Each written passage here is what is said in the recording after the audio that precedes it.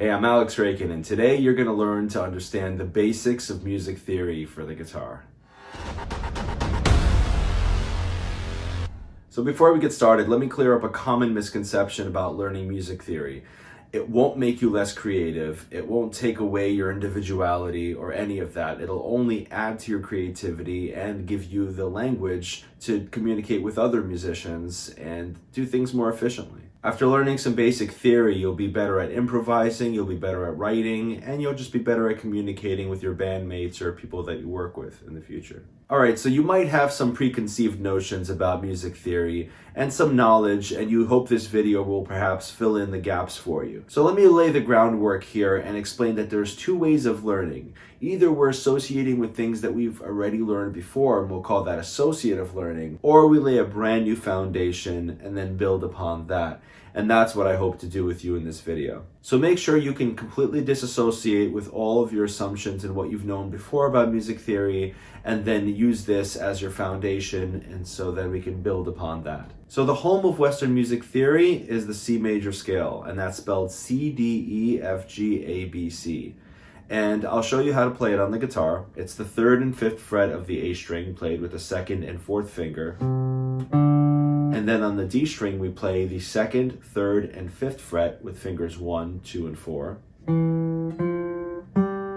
And then on the G string, we play 2, 4, and 5 with fingers 1, 3, and 4. So all together, it's...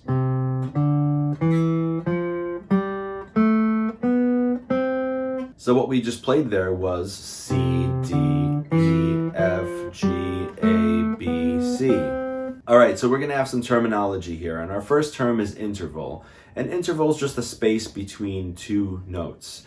In this case, we only had two different types of intervals. We either had a whole step, which is 2 frets, or we had a half step, which is 1 fret. Now, it's a little hard to see this as we play across the strings, but the pattern we have here is whole, whole, half, whole, whole, whole, half. So to help you see the pattern of whole, whole, half, whole, whole, whole, half, I'm actually going to play this entire scale across one string. So starting on C on the 3rd fret of the A string, I'm going to do whole, whole, half, whole, whole, whole, half, and that's going to get us the major scale. C, whole step to D, whole step to E, half step to F, whole step to G, whole step to A, whole step to B, and half step to C. Now the reason why we have multiple strings on the guitar is so that we don't have to do that and we can just play across the strings. C, D, E, F, G, A, B, C.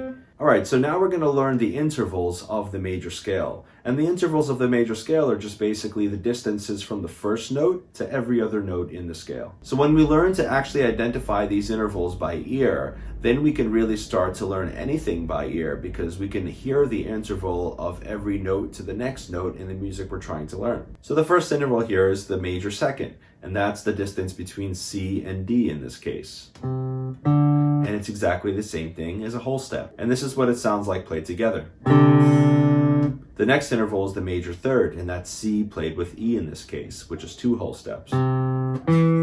Together. The next interval is C with F, and we call that a perfect 4th. And together. The next interval, C to G, would be a perfect 5th, or 7 half steps. And then C to A would be 9 half steps, and that would be a major 6th. C to B would be 11 half steps, or a major 7th. And then finally, C to C an octave later would be a perfect octave, or 12 half steps.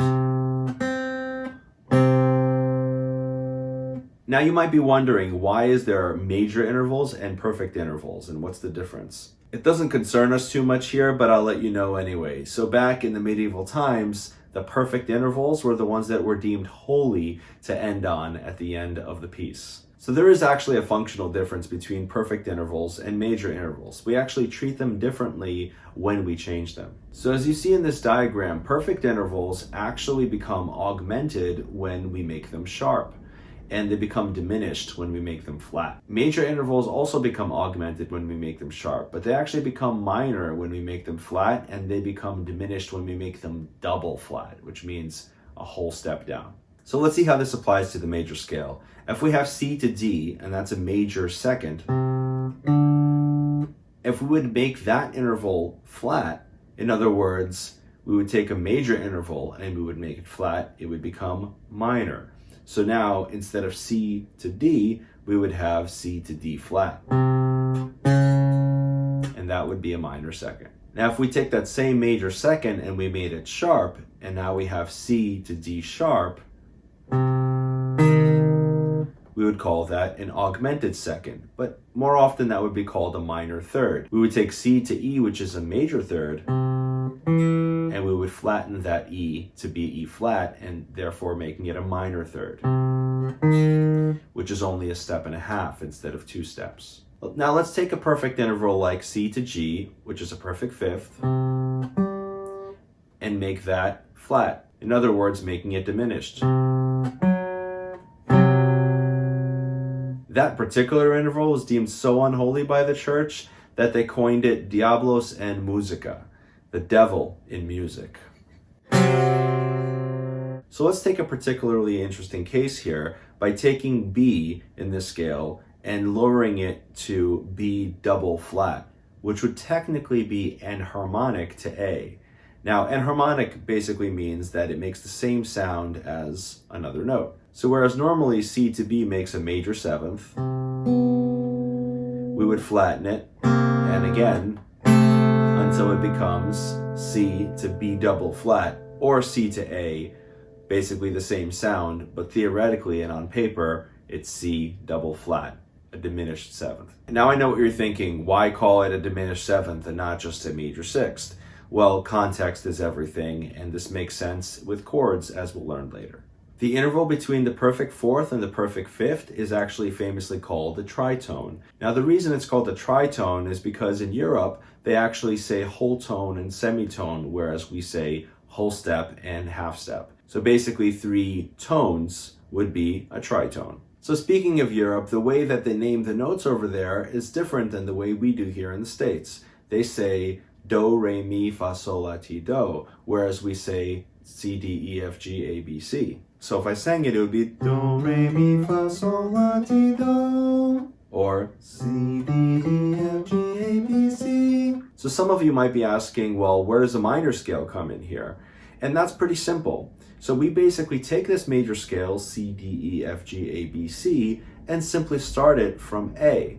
And if we start from A, it would be A, B, C, D, E, F, G, A. So if we start from C and play those notes, we get C, D, E, F, G, A, B, C, which is our C major scale. And if we start from A, B, C, D, E, F, G, A, we get the A minor scale. And now if you've ever heard of the modes, I'm going to break those down in a very simple way and tell you that you've already played 2 of those modes. The first scale that we played, C major, is basically the Ionian mode. And the minor scale we just played is called the Aeolian mode.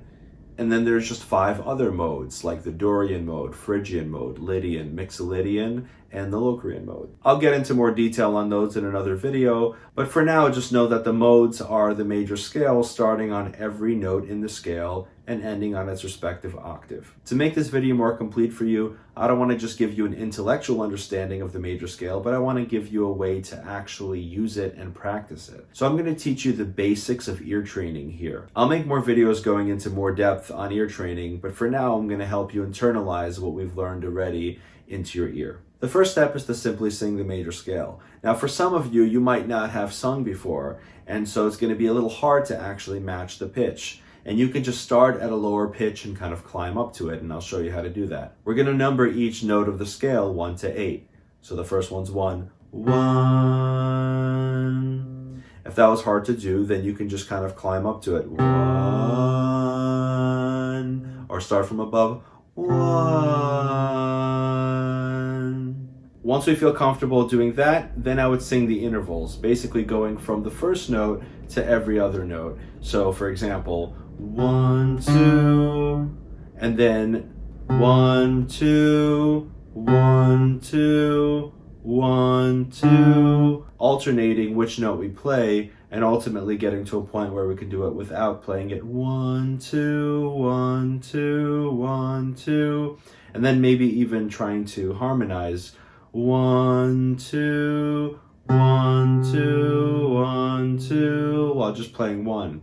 Or singing 1, 2 while playing 2. 1, 2, 1, 2, 1, 2, 1, 3, 1, 3, 1, 3, 1, 3, 1. And we basically do that with each one until we can go 1, 2, 1, 3, 1, 4, 1, 5, 1, 6, 1, 7, 1, 8.